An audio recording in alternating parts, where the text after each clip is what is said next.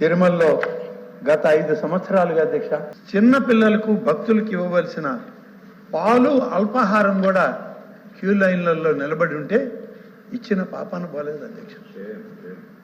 ఎంత బాధాకరం అధ్యక్ష. ఒక్కొక్క రోజు కనీసం 15 గంటల నుంచి 24 గంటలు 30 గంటలు కూడా స్వామివారి దర్శనానికి క్యూ లైన్లలో భక్తులు పసిబిడ్డలను పెట్టుకొని ఉంటే పాలు అల్పాహారం ఇచ్చిన సందర్భాలు లేవు.